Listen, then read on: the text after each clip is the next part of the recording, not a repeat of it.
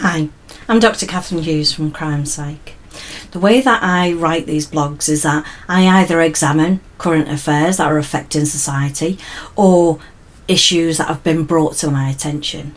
I then begin to look at what the problem is, how prevalent it is, who are the perpetrators, who are the victims.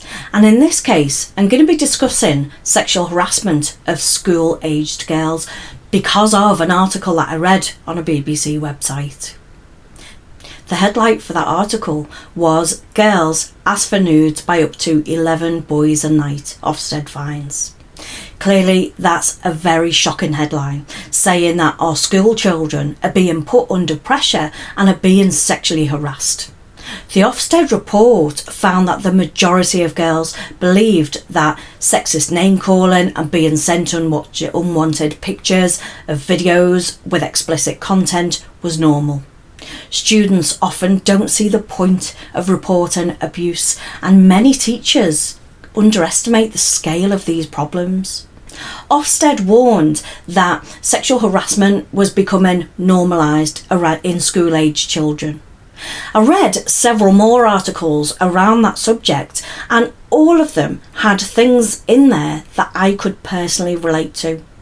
My last experience of online dating at the age of 45 was very mixed. There were some people who were quite nice and others who were just disgusting.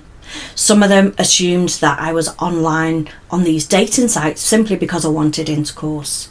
The conversations would almost always turn sexual.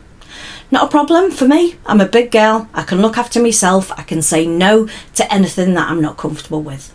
As soon as I received a picture of genitals, the so-called dick pic, the conversation then was stopped. This happens to many other women as well. One anonymous source shared the following screenshots of conversations that she had on dating websites.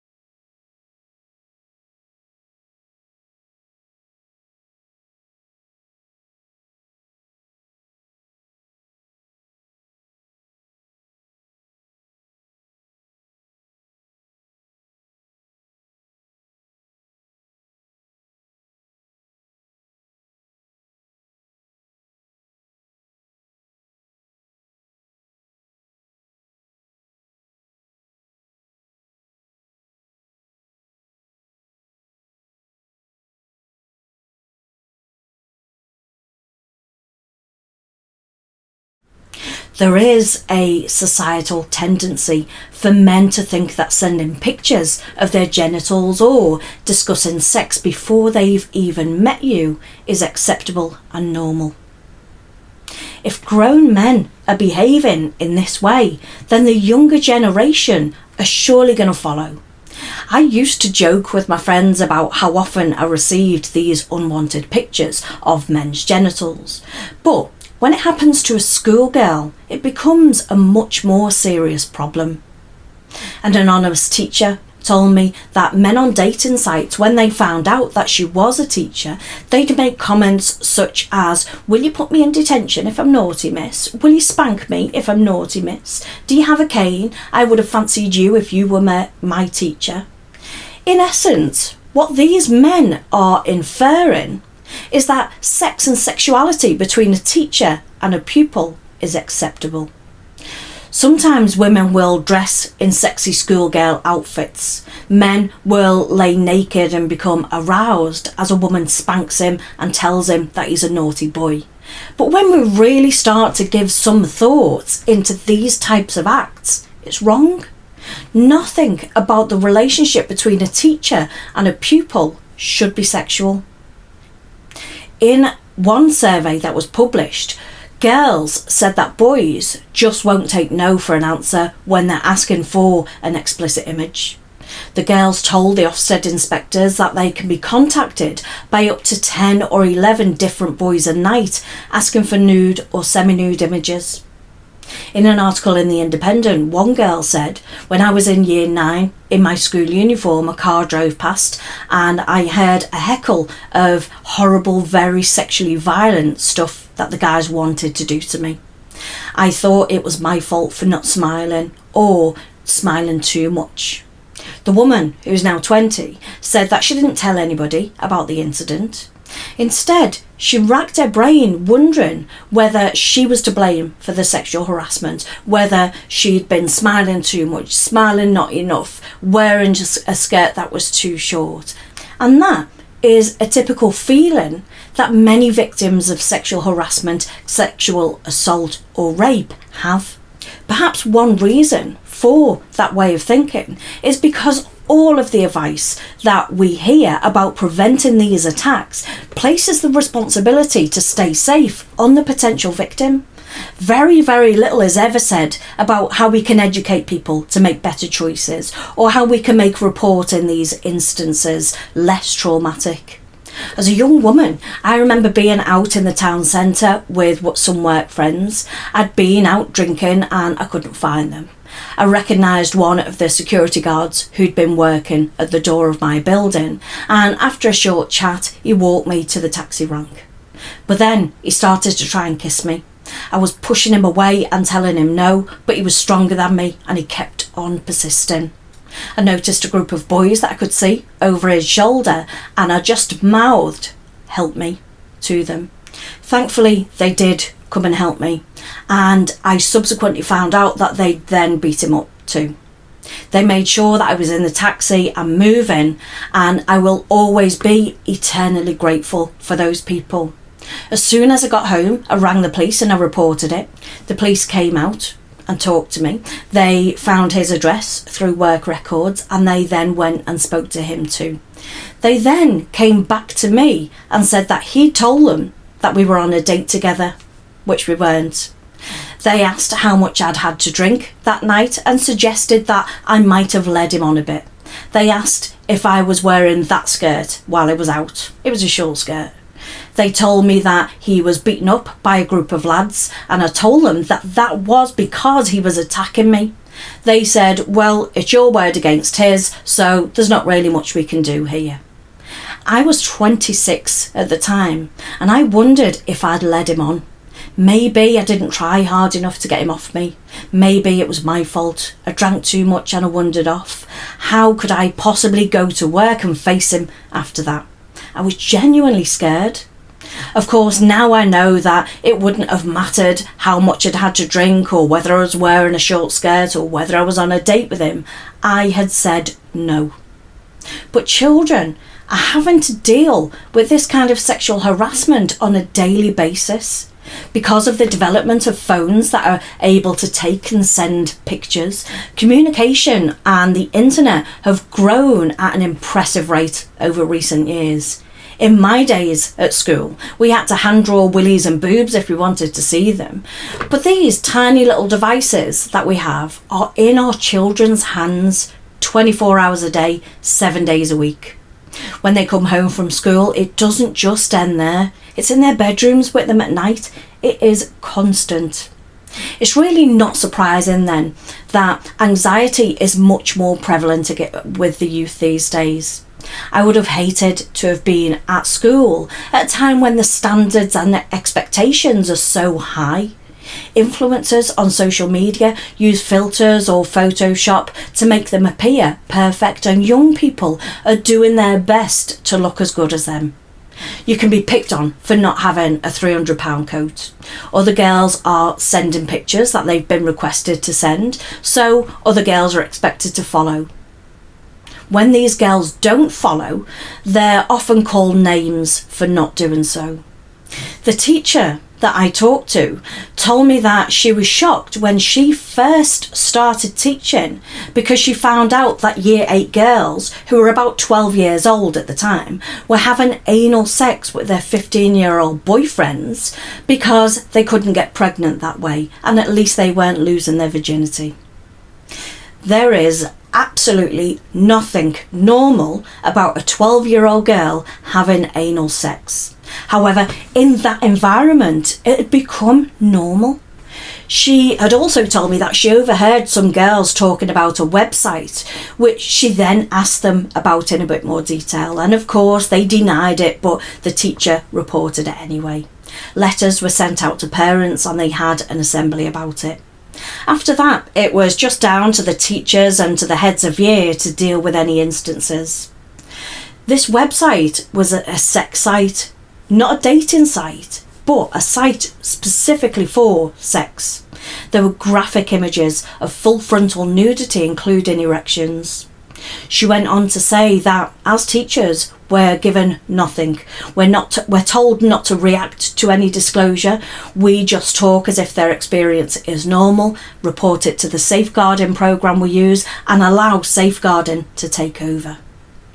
There are really 2 issues that need discussing on these subjects.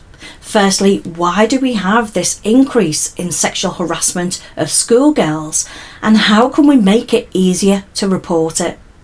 In an article in The Independent, the lady who'd said that she'd suffered sexual harassment she said that sexual harassment was massively normalised when she was at school, while sexual assault was never talked about. She said it was like a taboo subject. She said it was only when I was talking to my friends about experiences of sexual harassment in public that we've realised that these experiences were significant and they changed our whole view of ourselves and our bodies. Almost 2 million girls around the country are forced to change how they live as a direct result of being sexually harassed in public places. More often than not, it's whilst they're wearing their school uniforms. The UK government has introduced a new strategy called Violence Against Women and Girls, and that's aimed at changing these disturbing figures that they found. That plan will create a rape and sexual assault helpline, which is open 24 hours, 7 days a week, and see some of these so-called virginity tests and procedures claiming to repair the hymen at UK clinics be made illegal in England and Wales. I've seen newspaper articles stating it's an offence to wolf whistle at a girl now. It's much more than that, and those types of attitudes are just downright harmful. Plan UK is a children's charity that works to create a just and an equal world for girls and children all over the world. They've said, we're very disappointed with the government's Violence Against Women and Girls strategy, as it doesn't include new legislation to tackle public sexual harassment. Young girls as young as 10 are being harassed, followed and touched. It's extraordinary, they go on to say, that if a girl is going to school on a train and a man leans against her, presses his body up against her, invades her space and whispers obscene comments in her ear, she isn't protected against the existing UK laws. A few research articles that I found some evidence that when harassment is examined on a peer-to-peer basis, males experience harassment differently to females. One study suggested that females could be sexually harassed more than the males due to them having more sexualised role models. Many of the male students who admitted to sexually harassing others didn't think of it as a big deal, and many were just trying to be funny. Many harassers appear to be misguided comedians or simply students who were unaware or unwilling to recognise that their actions might bother or upset other people. This suggests that prevention efforts need to address when humour crosses the line and becomes sexual harassment. Harassment has been found to negatively affect self-esteem in girls but not boys, and can never negatively affect their mental health. It isn't just at school that girls experience sexual harassment and assault. Many girls have reported being called names and having comments shouted at them from passers-by. We do live in a society with very highly sexualised role models. You have Nicki Minaj singing about her privates. You have so many music videos that are more like soft pornography than a music video. We have all kinds of reality TV programmes with people doing more and more outrageous stuff on them to get noticed. We have these social media platforms where everyone is trying to get noticed, and some of them will often go to the extremes.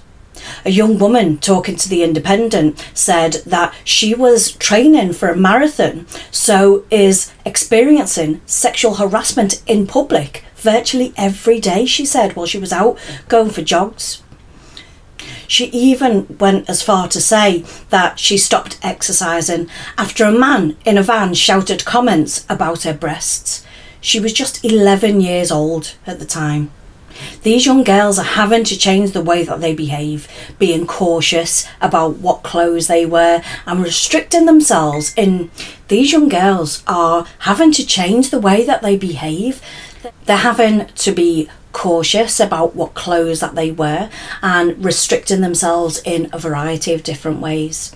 It has a huge impact on a person's mental health and their well-being. The Ofsted investigation into peer-to-peer harassment found that students often don't see the point of reporting it to teachers or to other authorities, and many teachers do underestimate these problems.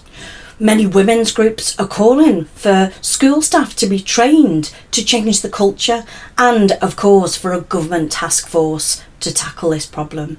Ministers do say that schools and colleges will be encouraged to dedicate training days and time to help staff deal with this type of sexual abuse. One girl told the Ofsted reporters receiving nude photographs has become so normalised that if they appear in social media inboxes or they're requested for a picture, that they just delete it. She also said that she didn't think teachers knew what to do about the problem. Another girl told them that it was scary to report harassment to teachers because they tell them in assemblies and in classes that they were going to then have to report it to the police and for the police to be involved. She said that they never discussed how to emotionally deal with receiving these kinds of images and messages. According to a survey by the charity ChildNet International, more than half of our UK teenagers have shared intimate images of someone they know, and 14% of girls say that they've been pressured to share nude images in the past year alone. It's clear that this problem isn't limited to children in school. It is a wider cultural problem that's affecting everybody. One rape victim told the BBC that she found it very challenging trying to speak to her friends about it. She said that they would tell her things that, such as, even if it was 80% him and 20% you, it was still 20% you. And they'd say, she said, things like, "Are you sure you didn't lead him on?" That isn't all surprising, really. It's what we've been fed and what we've come to become used to over these years. The Ofsted inspection found that most students felt the relationships, sex and health education that they received whilst at school didn't give them the information and advice that they needed to navigate the reality of their situation today. Girls in particular were frustrated that there was no clear teaching about what constitutes acceptable and unacceptable behaviour. Many teachers have said that they lack knowledge on topics such as consent, healthy relationships and sharing of sexual images. Sexual harassment and sexual assault were found to be a problem in every school that was visited for that Ofsted investigation. The Ofsted Chief Inspector, Amanda Spielman, told BBC Radio 4 that this is a cultural issue. It's about attitudes and behaviours becoming normalised, and schools and colleges can't solve that by itself. The Education Secretary, Gavin Williamson said Ofsted's review had rightly highlighted where we can take specific and urgent action to address the sexual abuse in education. But he said that schools and colleges couldn't be expected to tackle these issues alone. It is a wider societal problem that needs to be tackled. The Department for Education says that teachers and school leaders will be better supported in future to help to recognise sexual harassment and abuse and teach confidently about issues around consent, online pornography and healthy relationships. They'll be encouraged to dedicate staff training days on how to deal with sexual abuse and harassment among their pupils and how to deliver the new compulsory RSHE curriculum. Sounds really good so far, doesn't it? Things are moving forward, things are changing, measures are being put into place to change these things and to protect our children at school. Most of the articles I found detailing the psychological harm and prevalence of harassment and abuse directed at girls was dated between 2000 and 2010. It was a problem when I went to school and when I was in my 20s. Girls in school were picked on and called derogatory names if they had a few boyfriends or they slept with them. Girls were also called names if they didn't go out with boys or if they avoided them. Police didn't believe me when I reported a sexual assault because I'd been drinking and I wore a very short skirt, so it must have been my fault. We had highly sexualised role models in the 90s, such as Britney Spears. She was gyrating around in a schoolgirl's outfit. With the ease of communication on the internet, images are being shared all the time. Sometimes these images are shown to a wider audience, meaning that these girls are then shamed in so-called revenge porn. This has widespread and sometimes very tragic consequences. Jessica Logan from Ohio is one of the many girls that have committed suicide because of this so-called revenge porn. She hanged herself after a nude photograph that she sent to her boyfriend was shared around everybody in the school. When she was 13 years old, Hope Winsell sent pictures to a boyfriend that she really liked. Another girl saw them and shared it around the school. That girl was suspended for that, and when she returned back to school, she was bullied for it. A school counsellor saw self-harm marks on her legs, and because of that, she was made to sign this no-harm contract. She killed herself the next day. I honestly don't know what the solution to this problem is. Are we just meant to send our daughters to school and tell them that, hey, this is going to happen? It is society as a whole that needs to change. Although there have been some improvements, misogynistic attitudes are still very widely held. I hope you've enjoyed listening to me on this topic. I do hope that you've learned something. Talk to each other, talk about what's normal, talk about what's not normal, talk about boundaries and how we can put those in place to protect our young children. Thanks for listening then. Bye for now.